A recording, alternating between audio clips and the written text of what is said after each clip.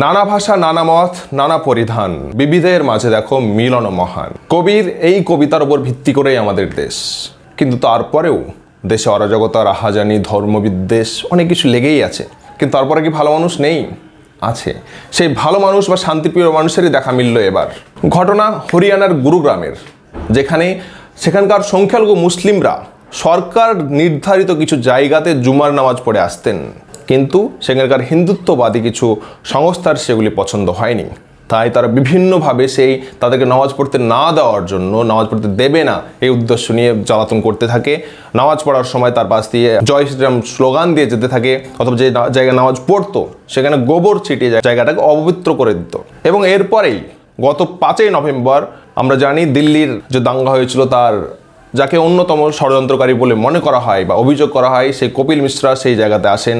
তারপরে সেই অবস্থা আরও ঘোলাটে হয়, সেই জল আরও ঘোলাটে হয়। তারপর যেই জায়গাগুলোতে নামাজ হতো সেই জায়গাগুলো নামাজ বন্ধ হয়ে যায়। এরপরেই তাদের উদ্ধারে, সেই সংখ্যালঘু মুসলিমদের উদ্ধারে এগিয়ে আসেন সেখানকার শিখ সম্প্রদায়ের মানুষ।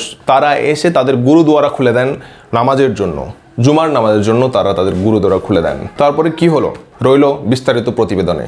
হিন্দুত্ববাদী গোষ্ঠীগুলি হরিয়ানার গুরুগ্রামে সরকারের মনোনীত স্থানে দীর্ঘদিন ধরে নামাজ ব্যাহত করার প্রবল চেষ্টা করে আসছে বলে অভিযোগ। সম্প্রতি একটি গুরুদুয়ারা কমিটি মুসলিমদের শুক্রবার নামাজের জন্য শিখ ধর্মের মানুষ জায়গা দিয়ে সম্প্রীতির নজির তৈরি করে। উল্লেখ্য, হিন্দুত্ববাদী গোষ্ঠীর সমর্থক ও সদস্যরা গত 2 মাসেরও বেশি সময় ধরে প্রতি শুক্রবার গুরুগ্রাম এলাকা জুড়ে নামাজের জায়গার প্রতিবাদ করে আসছে। নামাজের সময় জয় শ্রীরাম স্লোগান, কখনো নামাজের স্থানে গোবর ছিটিয়ে নামাজ আদায়ে বাধা প্রদান করে আসছে বলে অভিযোগ। যদিও মুসলিমরা 37টি স্থানে প্রশাসনের অনুমতি নিয়ে নামাজ পড়ে আসছে, পুলিশ নামাজ চলাকালে নিরাপত্তা দেওয়ার চেষ্টা করলে হিন্দুত্ববাদীরা তা মানতে নারাজ। অক্টোবরের শেষের দিকে প্রায় 30 জন হিন্দুত্ববাদী বিক্ষোভকারীকে গ্রেপ্তার করে পুলিশ।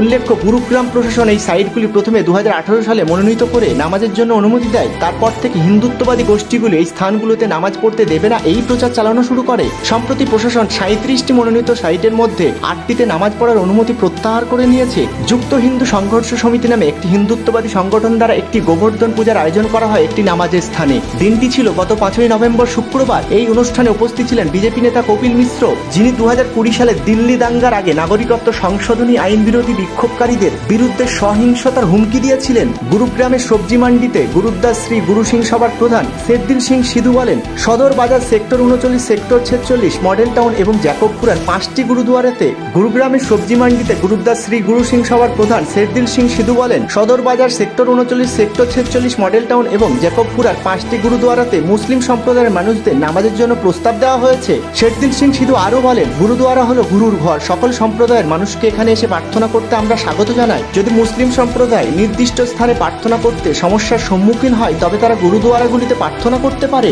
জমিয়তে উলামা সদস্যরা গুরুদুয়ারা কমিটির সাথে দেখা করেন এবং প্রস্তাবটি গ্রহণ করেছেন, যাকে তারা সদয় বলে মন্তব্য করেন। শুক্রবার 39 নম্বর সেক্টর ও সদর বাজারের গুরুদুয়ারায় নামাজ পড়ার সিদ্ধান্ত নিয়েছেন তারা। জমিয়তের প্রধান মুফতি মোহাম্মদ সেলিম এক সংবাদ মাধ্যমকে বলেন, এটি একটি খুব ভালো পদক্ষেপ এবং 2 সম্প্রদায়ের মধ্যে সম্প্রীতি বৃদ্ধিতে অনেক দূর নিয়ে যাবে।